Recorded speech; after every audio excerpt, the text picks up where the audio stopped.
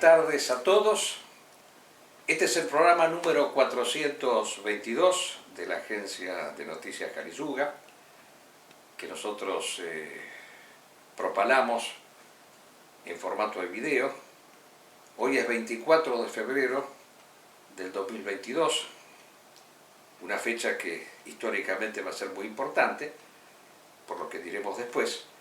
Me acompaña esta vez mi estrecho colaborador Juan Manuel Garazalde y bueno, el programa lo dedicaremos casi en exclusividad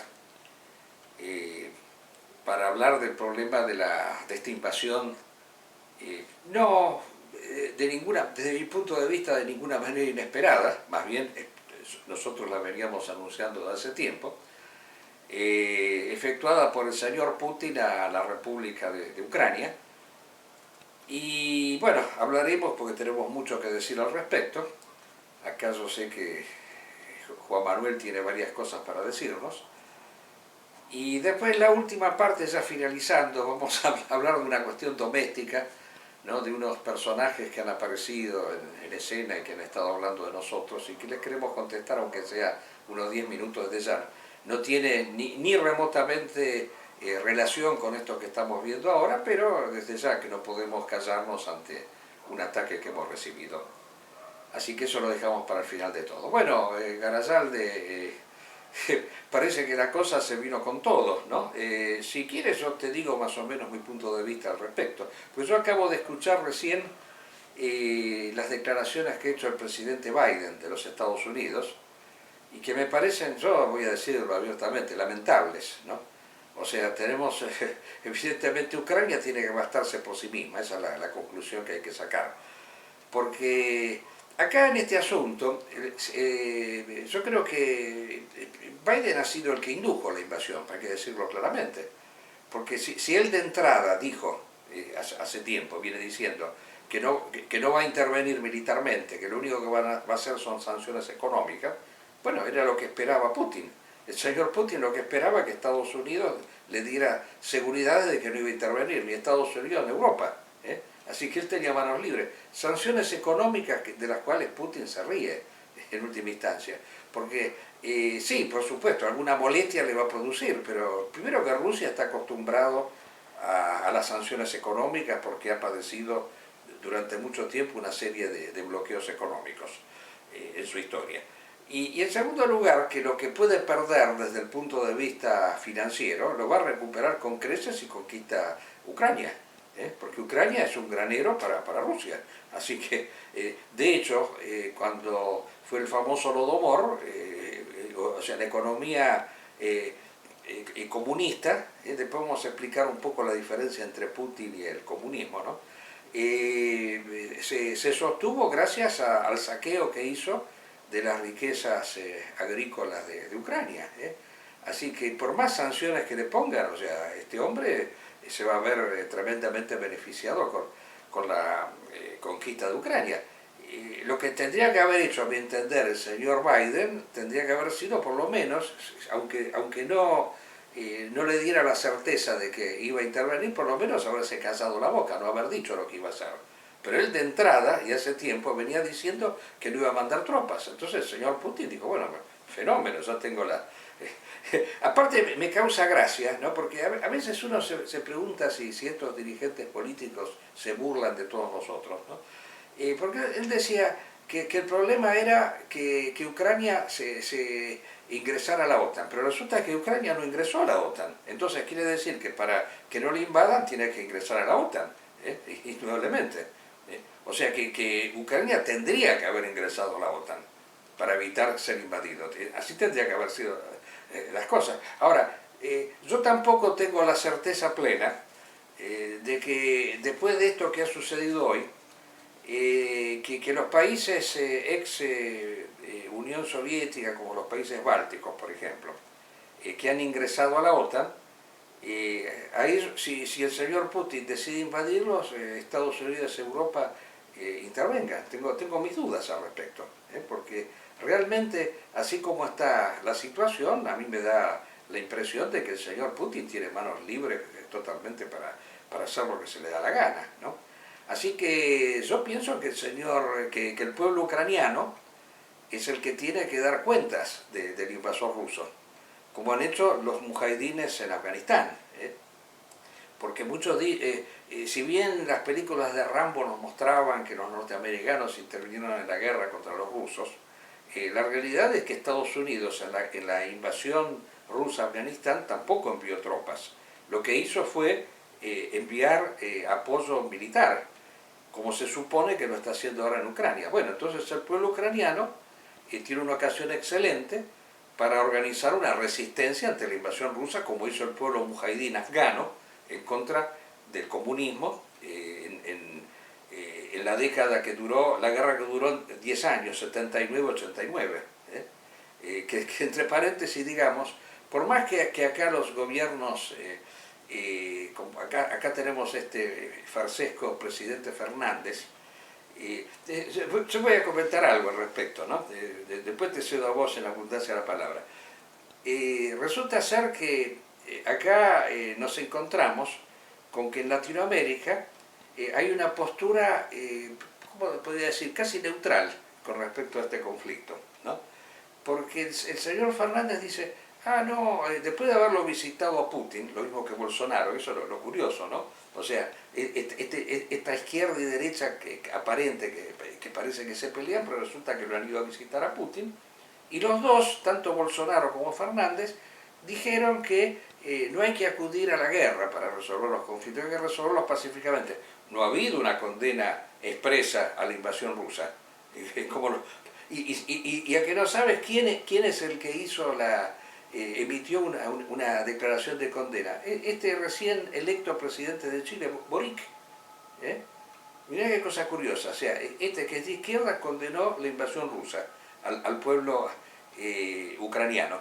Y estos dos líderes de derecha y de izquierda, entre comillas, que en última instancia son lo mismo, no, por el contrario, dijeron que no, que hay que buscar la solución pacífica. No sé qué solución pacífica se puede buscar estando Rusia ocupando territorio ucraniano. ¿Dónde está la solución pacífica? La solución pacífica es que Rusia se retire, eso es lo que hay que decir.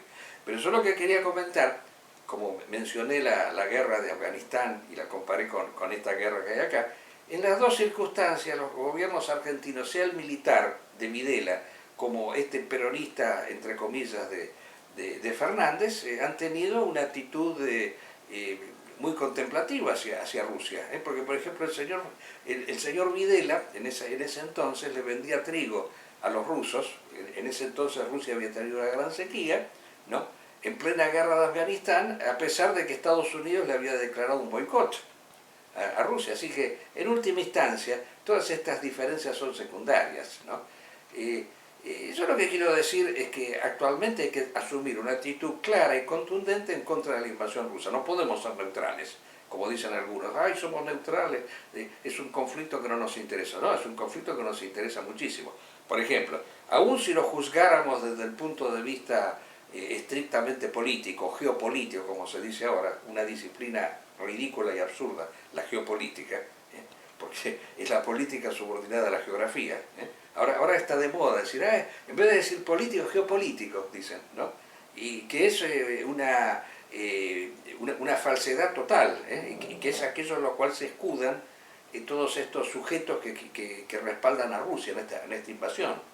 Porque el señor Putin estaría representando geopolíticamente el imperio de la tierra y el otro sería el imperio del mar, boludeces, dicho de una manera muy sencilla, para engrupir a giles, a tontos. No podemos ser neutrales porque, por ejemplo, políticamente, Rusia ha dicho que en caso de guerra va a mandar contingentes militares a Latinoamérica, concretamente a Venezuela. Si hay una guerra, lo dijo el señor Putin en su momento, y lo puede mandar a Cuba también, si es por eso. O sea, estamos inmiscuidos en este conflicto, y nosotros insistimos en decir que no estamos con la OTAN, pero lo que sucede es que para nosotros Rusia, el comunismo, es mucho peor que el régimen liberal democrático de los Estados Unidos y el Occidente. Porque ¿cuál es la diferencia? Los dos son materialismo desde ya. Los dos sostienen una sociedad en donde el consumo, la economía, el confort, el aspecto material es lo esencial. El destino del hombre es la economía, en los dos casos, tanto para el comunismo como para la sociedad occidental. Pero lo que pasa es que en un caso hay ciertas libertades. En cambio en Rusia, que es mucho peor ahora que en la época del más crudo comunismo, a los opositores se los asesina. Si no se los asesina, se los encierra en cárceles. El señor Putin tiene un récord de asesinatos de opositores en el exterior, porque el señor Stalin posiblemente sea porque en ese entonces no existían medios tecnológicos tan sofisticados como ahora. Entonces, por ejemplo, a Trotsky lo mataron con un piolet, ¿no? Si hubiera sido en esta época actual, lo hubieran matado con polonio, que es mucho más fácil para asesinar a una persona. Han masacrado cantidades y cantidades de opositores por el mundo entero el señor Putin, especialmente en Inglaterra, en Alemania, o sea, opositores, personas que le resultan, incluso hasta oligarcas, porque el comunismo, hay que decirlo una vez por todas, es una oligarquía, es una excusa por la cual una oligarquía política se ha adueñado de las riquezas del propio pueblo. Yo soy un gran admirador de este cineasta ruso Sokurov, y hay una película extraordinaria del que se llama La agonía de Lenin, en donde muestra cómo Lenin va muriendo de a poco por un cáncer cerebral. Lenin murió de lo mismo que murió Nietzsche, de cáncer cerebral, pero como él tenía más rating, digamos así, que Lenin, que Nietzsche, tenía más popularidad en el mundo, se dijo la verdad que era cáncer cerebral. En cambio de Nietzsche se decía que murió de sífilis. Se hizo una película en donde se quería mostrar eso, que murió de sífilis. No, los dos murieron de cáncer cerebral. Pero en esa película se muestra que cuando él está obnubilado por esta enfermedad, por el cáncer y todo demás, en un determinado momento está viviendo en la mansión del zar y no entiende todas las riquezas que lo circundan, porque claro, es una oligarquía que tomó posesión de los bienes de otra que estaba antes. Pero los oligarcas rusos son multimillonarios.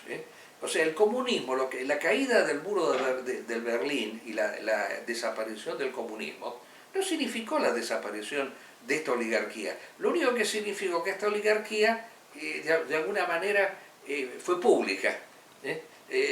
Se difundió por el mundo, está lleno de oligarcas rusos en toda Europa.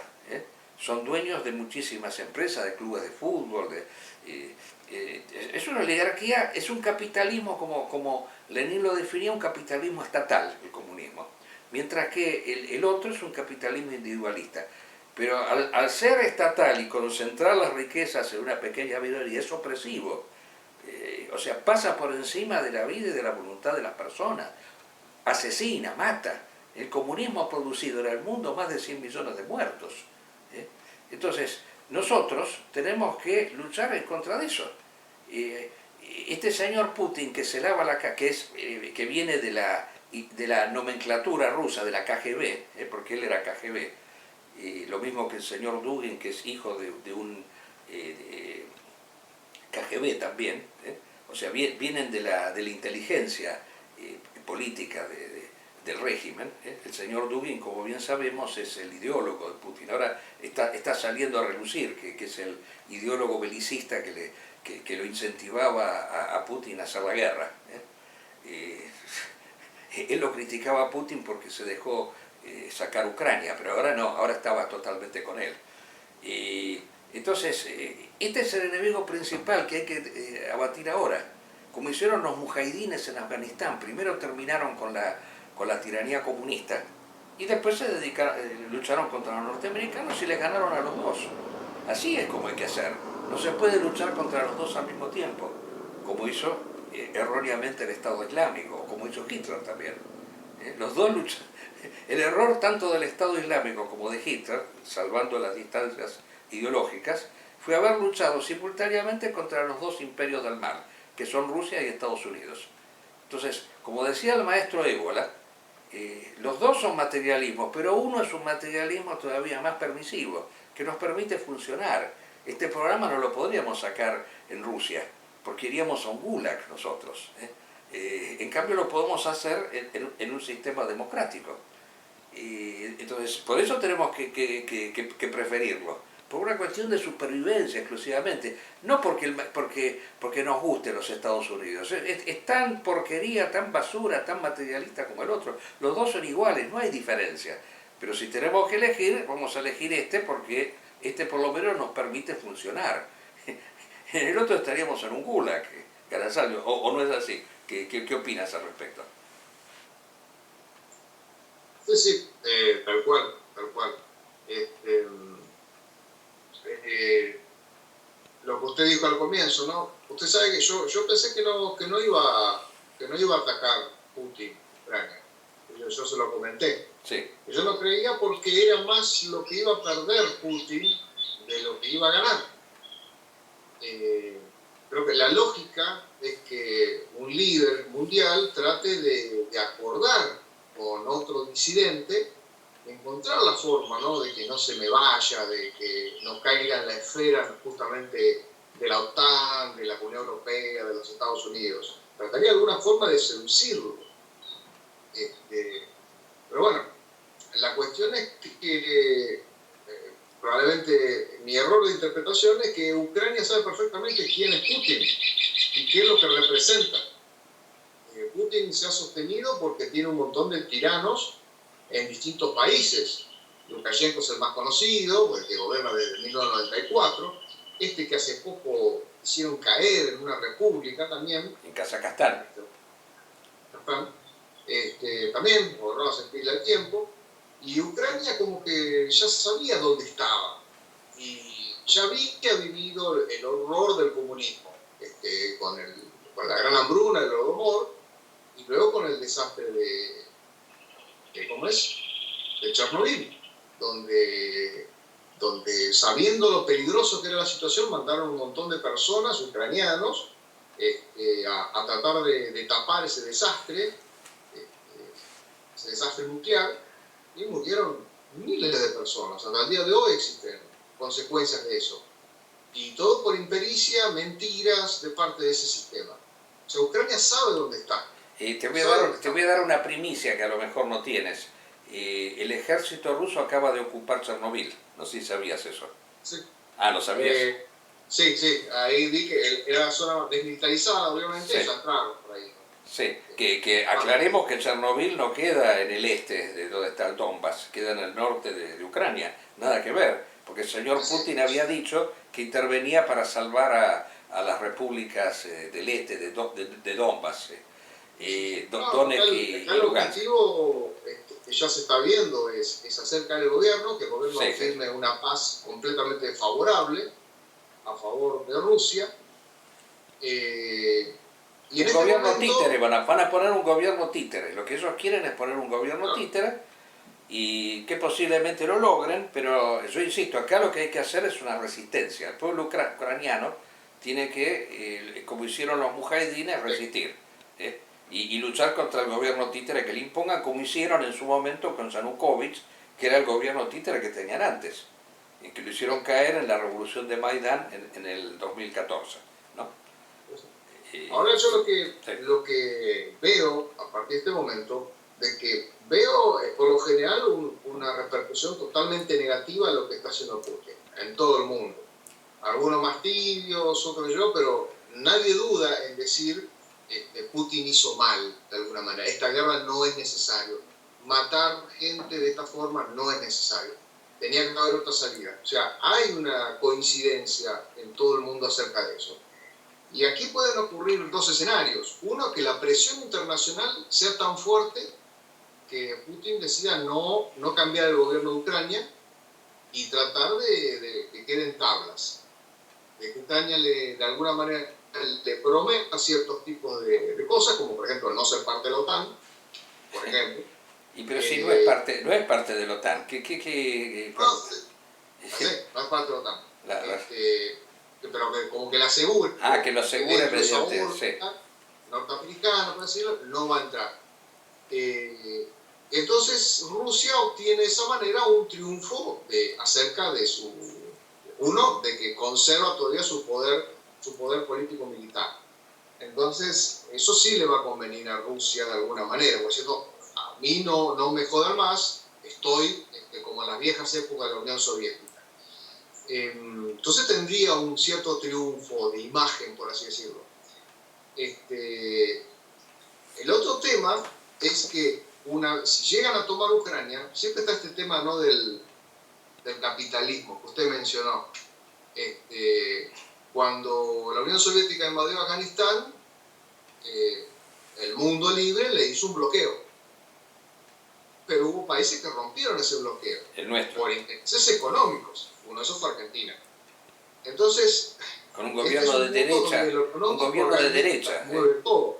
Sí. Lo económico mueve todo. Entonces, Exacto. quizás Estados Unidos con sus aliados le hacen un bloqueo, pero con que 3 o 4 países le rompan el bloqueo, Pero obvio.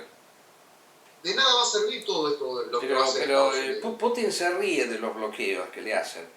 A mí me causa gracia que el señor Biden dice que Putin se va a convertir en un paria internacional. Yo no sé hasta qué punto, porque ahí no estoy tan de acuerdo con vos como que todo el mundo le va a dar la espalda a Putin. Porque dentro de todo él se termina prestigiando con esto, porque ha logrado de alguna manera torcerle el brazo a los Estados Unidos. No sé si eso lo desprestigia tanto, esas situaciones. Y acá hay un montón de gente, muchos, que a mí me llama la atención, ¿no? Ver todos estas personas que se califican a sí mismos como nacionalsocialistas, o gente de derecha, o alternativos y todo demás, pero resulta que el señor Putin ha dicho que ocupa Ucrania para desnazificarla. Eso es para reírse realmente, o sea que ellos están, claro, ¿y por qué dice eso de desnazificar? Porque eso hay que tenerlo en claro, porque Ucrania, cuando Alemania invadió Rusia y ocupó el territorio de Ucrania, allí hubo muchos ucranianos que se plegaron calurosamente a la invasión alemana, y ahí fue donde se constituyó el famoso ejército anticomunista de Blasov en Ucrania. Entonces ese pasado nazi, como dice el señor Putin, es el pasado secesionista de Ucrania. Ahora, a mí me llama la atención que los nazis actuales, muchos de ellos, están de acuerdo con la invasión rusa, que está hecha justamente para combatir el nazismo. Eso es lo increíble. Ese es el trabajo loable que han hecho estos intelectuales durante ya más de 20 años, de justamente de llevar lo que sería esta derecha fascista, nazi, etcétera, etcétera, llevarla hacia la izquierda. Exacto. Lo hemos hablado en otras ocasiones. O sea, sí. primero se empieza con las editoriales, a vender libros, ¿no? Y esos libros hablan de esos frentes que tenían un poco de socialista, un poco de nacionalista, que eran críticos a Hitler, y entonces aparece eso nacional revolucionario, y empieza a ver eso de defender la apariencia de los sindicatos en contra de los empresarios. O sea, se meten en la lucha de clases, ¿no? Todo un pensamiento de una derecha media zurda que se mete en la lucha de clases, no se aparta eso, no toma distancia, hizo en su momento Benito Mussolini, que se separa de eso, pone el Estado por encima de todas esas diferencias, y creando una sociedad corporativa. Pero desde los 80 en adelante han creado toda una línea editorial que defiende todo esto nacional revolucionario, nacional bolchevique. Ahí aparece este agente de inteligencia Putin, ya jovencito. Dugin.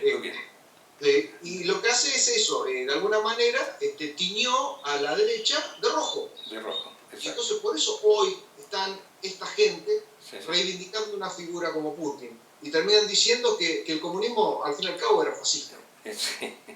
Hasta Ceresole lo llega a decir una vez.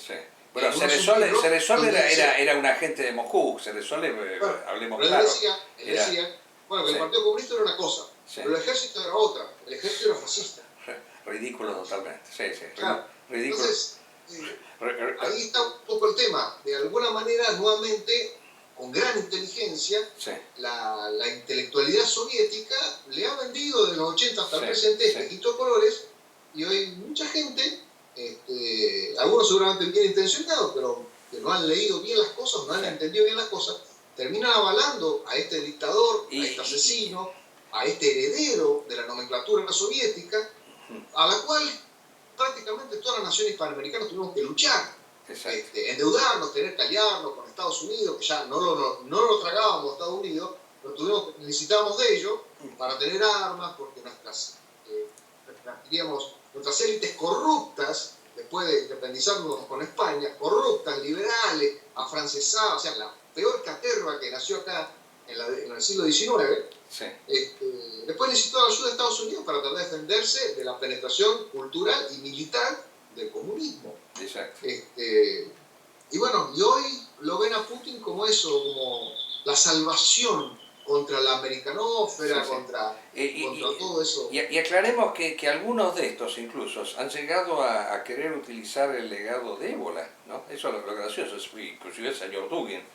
Porque a mí me tocó concurrir, yo siempre lo comento eso, que ahí donde lo conocí personalmente al señor Dugin, a un congreso eboliano, o jornadas ebolianas, que se organizó en Brasil hace unos años, en Curitiba. Yo todavía lo recuerdo eso porque fue sintomático. Ahí lo conocí a este Dugin y claro, él quería utilizar la figura de Ébola para crear así esta nueva derecha teñida de rojo, como dices tú, porque claro, como Ébola hablaba de la vía de la mano izquierda, pero no tiene absolutamente nada que ver con el comunismo, él quería hacer como esa síntesis, ¿no?, entre una derecha, digamos así, no liberal y una izquierda que no fuera antifascista, por ejemplo. Él quería hacer esa síntesis, de ahí venía el nacional bolchevique, pero desde ya que nosotros ahí le pusimos los puntos sobre las IES. Y yo no sé si fue por eso o no, pero el señor Dugin después cambió un poco su discurso y ya no fue más la figura de Ébola el principal referente, gracias a Dios, ¿no?, sino que empezó a aparecer la figura de Heidegger, ¿no? Porque Heidegger, recordemos que tuvo un pasado nazi, pero vinculado justamente con las SA, ¿no? Las SA fueron ese grupo nazi de izquierda que fue limpiado por Hitler. Eso fue la gran epopeya hitleriana. O sea, lo que yo le reivindico a Hitler es haber limpiado a las SA en el año 1934, al poco tiempo de haber tomado el poder, que era un intento justamente de darle un giro a la izquierda al nazismo, buscando la alianza entre Moscú y Berlín, ¿no? Decían que habría que unir Moscú y Berlín en contra del liberalismo. Que es la idea que tiene el señor Dugin, es exactamente la misma, ¿no? Es algo que usted dijo, el tema de la geopolítica. Para ese entonces estaba este famoso geopolítico alemán, Karl Haushofer, sí, que tomó un poco las teorías geopolíticas también de otro que anterior, que era Mackinder, sí, y habla, Haushofer, justamente de este tema de que tenían que estar las potencias, sí, centrales de Europa, que le llaman Heartland, el corazón de Europa, contra las atlantistas. Por eso geopolítica quiere decir subordinación de la política a la geografía. Quiere decir que las ideas, en última instancia, son secundarias. Son secundarias. O sea, la geopolítica es una expresión de la modernidad. Nosotros somos metapolíticos en el sentido metafísico. La política está subordinada a la idea. O sea, lo que a nosotros nos agrupa no son los espacios geográficos, no tiene nada que ver. Yo estoy más cerca de una persona por la idea que tiene. Porque, o sea, para mí el universo se divide entre hombres tradicionales y hombres modernos. No entre representantes de la talosocracia y de la geocracia, no sé cómo la llaman, ¿no? Eso es lo que hace Carl Schmitt. Carl Schmitt también. Sí, es un error garrafal. Es un error garrafal porque es una subordinación, es una claudicación a la modernidad. Es una claudicación a la modernidad. Por eso Schoeffer dijo, no, sí, no podés atacar Rusia. Sí. Le decía, no, porque Rusia es el corazón es el Heartland, sí, por Dios. Claro, parte de eso. Es una ridiculez total y es lo que se agarran ellos para esta ideología euroasiática, se basa en eso, de que hay que buscar la alianza de la civilización de la tierra en contra de la civilización del mar. ¿Qué tiene que ver el mar y la tierra? Acá lo que tiene que ver si es moderno o si es tradicional, eso es lo que tiene que ver. si es un hombre de la tradición que considera, o sea, yo estoy más cerca, por ejemplo, de los talibanes que consideran que Dios ordena todo, que de una persona de mi propio país, por ejemplo. No es lo geográfico, que de Cristina Kirchner o de Alberto Fernández, no es lo geográfico lo que determina la pertenencia mía a un determinado espacio, sino es la idea, como decía el maestro, bueno, nuestra patria es la idea, esa es la patria nuestra, la idea. Bueno, vamos a sintetizar un poco, porque no sé si vamos a alcanzar a hablar de estos dos tipos que yo quería decir dos cositas. Sí, adelante. Sí. Karl Kautsov, ¿se acuerda usted? Creo que se suicidó en el 46, creo que se suicidó. Sí. Pero a los últimos años de su vida, él cambió de opinión. Sí. ¿Por qué? Porque conoció una talasocracia tradicional. Japón. Japón es exacto, qué bien que está eso. Sí.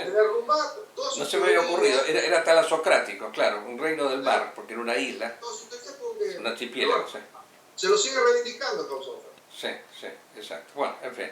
Y conclusión de todo esto, ¿en qué va a terminar? Vamos a sintetizar un poquito. ¿Qué es lo que ves que va a pasar? A ver, vamos a dar por lo menos una orientación.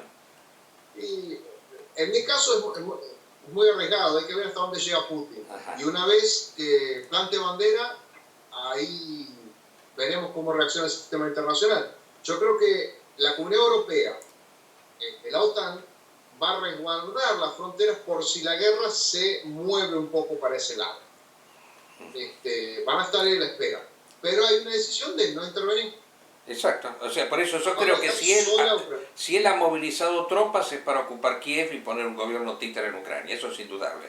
Entonces, lo que hay que sostener aquí es que el pueblo ucraniano tiene que reaccionar y organizarse, ¿no? Y Occidente ayudarlo, aunque sea con armas, para resistir la ocupación rusa. Eso es lo que tienen que hacer. O sea, pero Ucrania va a ser ocupado por las fuerzas rusas. Esa es la conclusión. Bueno, terminado el tema de Ucrania, yo quiero decir dos o tres cositas nada más de dos señores, no sé cómo llamarlo, ¿no? Una pareja. Yo al principio, ellos hace un tiempo sacaron un programa sobre ébola, ¿no?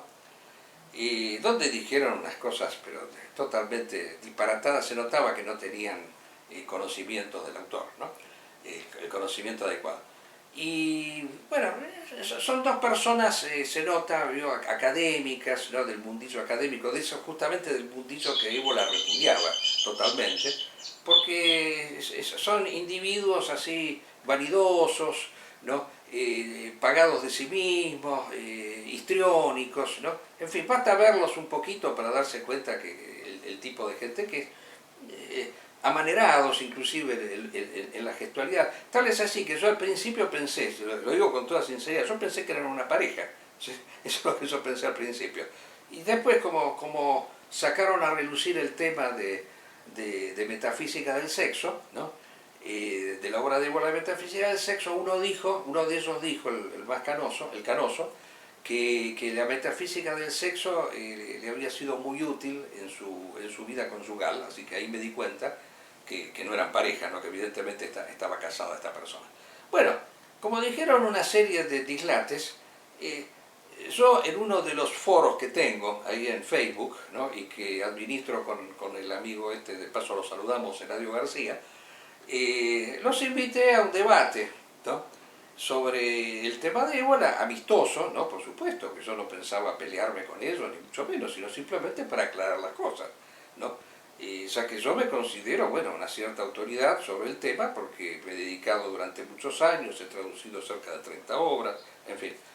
Entonces, los invité a un debate públicamente. El Facebook tiene un sistema por el cual con un link uno se siente convocado, se lo identifica, y al mismo tiempo le dije al amigo Eladio García, bueno, mira, ya que estás, anda al sitio de esta gente e invitarlos, vos personalmente, y él fue y los invitó a que vinieran al debate. Bueno, no vinieron al debate, bueno, y obviamente, como ellos son guénonianos, eso es lo que me olvidaba decir, o sea, es un grupo, son dos seguidores de la obra de René Guénon.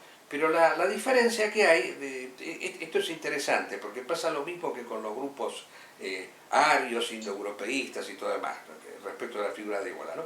O sea, hay indoeuropeos nazis, neonazis, que repudian a Évola porque reconocen que Évola fue crítico del nazismo y fue incluso combatido durante el régimen nazi. Pero hay otros, en cambio, ahora del estilo este de Dugin, que lo reivindican, ¿no? Y le hacen decir cosas que nunca ha dicho, ¿no? Desde esa. Y bueno, esos son los peores, porque yo lo que más quiero son personas que justamente como el nazismo y Évola tienen muy poco que ver, lo que más deseo es que un nazi esté en contra de Évola.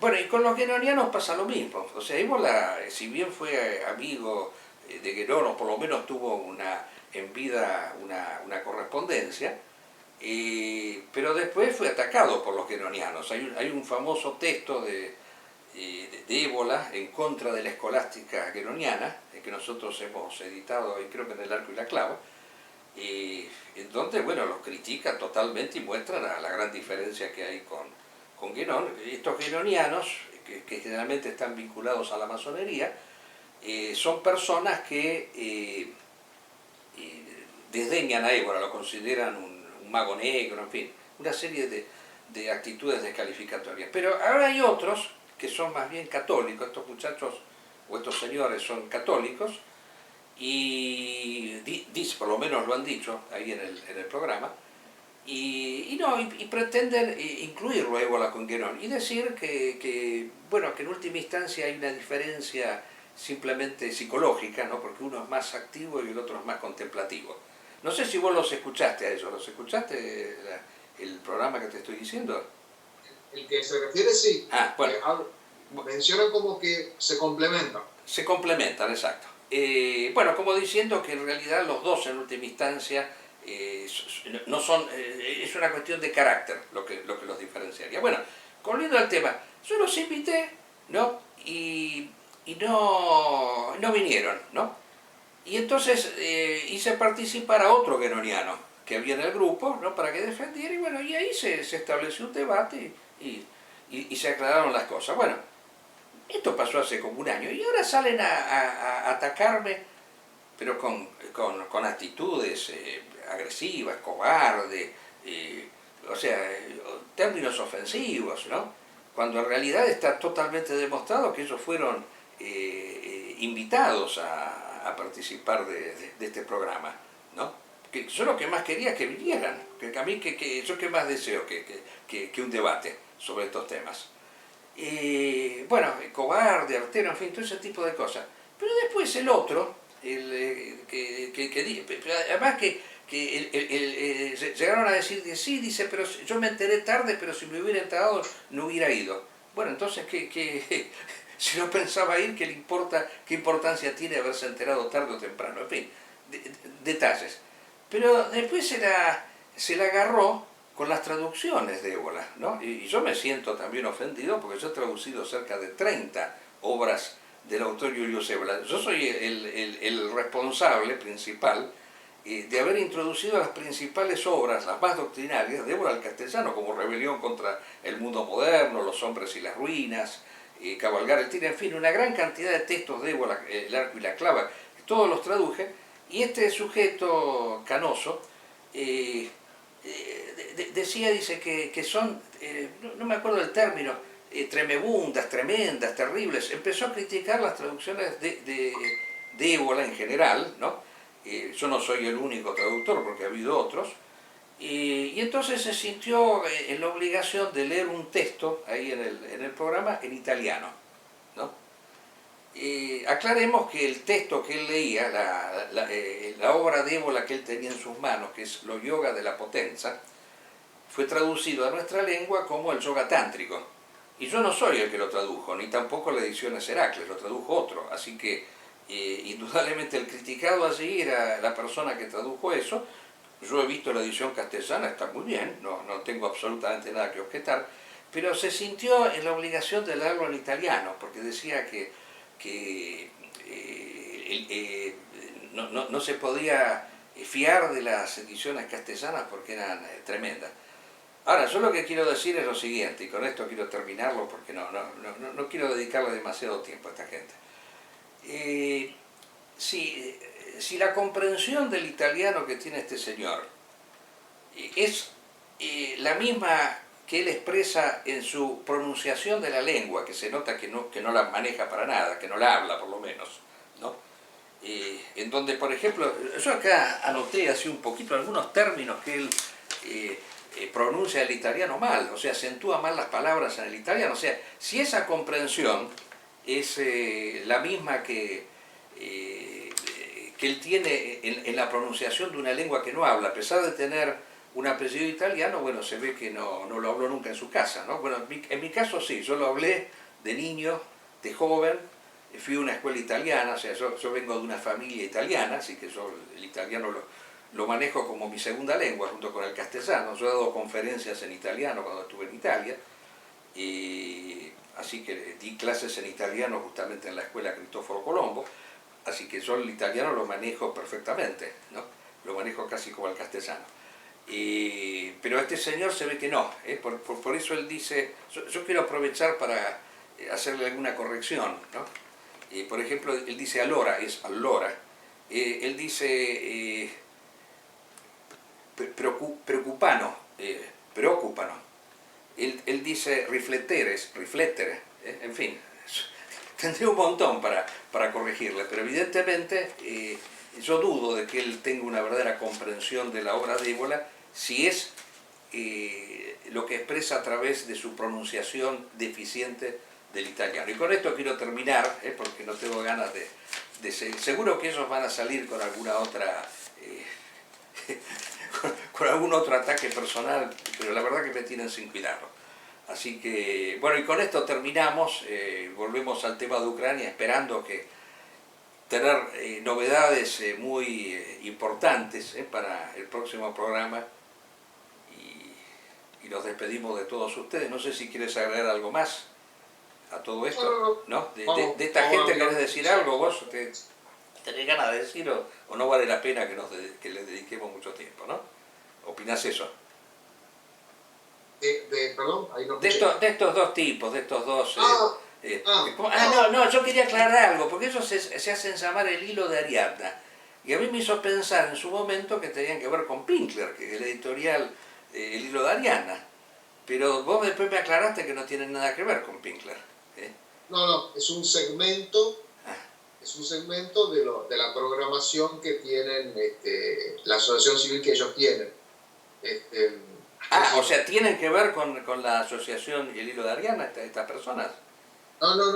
Ellos tienen una asociación civil que no recuerdo el nombre, que es la que edita las cosas de ellos, pero no es el hilo de Ariadna. Asociación... ¿A quién te referís? ¿A Pinkler o a esta gente? A esta gente. A esta gente, sí. Bueno, o sea que Pinkler queda al margen de esto, bueno, menos mal. Yo lo llamaba los Ariadnos, porque no sé cómo se llaman. Así. Bueno, nos vemos al próximo programa, si Dios quiere.